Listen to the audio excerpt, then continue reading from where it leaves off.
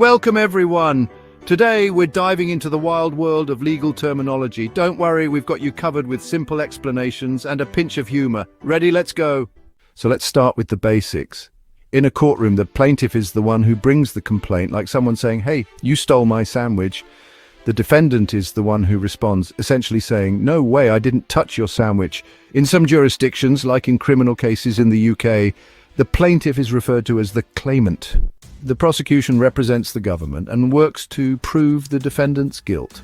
Think of them as the ones saying, "You definitely took the sandwich." The defense is the team that argues on behalf of the defendant, claiming, "Nope, it wasn't me." In the UK, these terms are used similarly. Next up, we have subpoena. This is a fancy way of saying you have to come to court. Think of it as a court's VIP invitation, but instead of a party, it's a legal obligation. And trust me, you don't want to RSVP no to this one.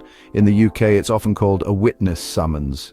A deposition is like a court trial rehearsal. Lawyers ask questions and you answer them, but it's not in a courtroom. It's like practice before the big game, but instead of scoring points, you're providing evidence.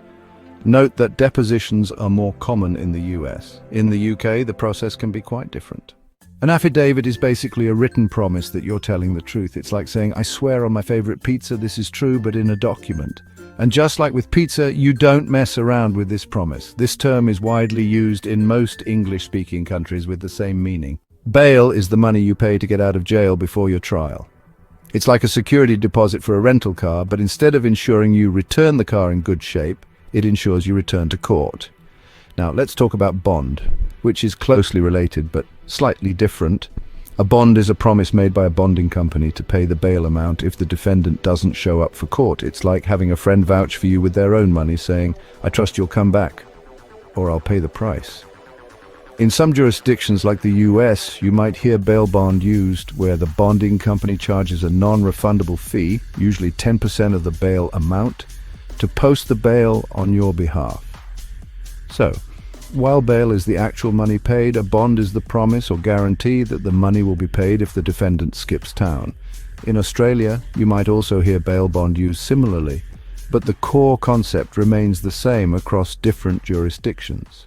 A plea bargain is when you agree to admit to a lesser crime to avoid the risk of being found guilty of a bigger one. It's like saying, "Okay, I took a cookie from the jar to avoid admitting I took all the cookies and the jar." Plea bargains are more commonly used in the US, whereas in the UK you might hear the term plea deal. Mitigation involves presenting information that could lead to a reduced sentence. It's like saying, "Yes, I took the cookies, but it was to feed a starving friend." This can help lessen the consequences of a crime. The term and practice are common in most jurisdictions. Habeas corpus is a fancy Latin term meaning bring the body. It's used to ensure someone isn't held in jail without a good reason. It's like saying, "Show me the evidence or let me go." This term is universally recognized in English-speaking legal systems. Litigation is just a fancy word for suing someone or taking them to court. Think of it as the legal version of "I'll see you after school," but with lawyers and less playground drama. In some countries like Canada, the term litigation is used in the same way. An acquittal means you're found not guilty. It's like getting a get-out-of-jail-free card in Monopoly, but in real life. This term is consistently used across English-speaking jurisdictions.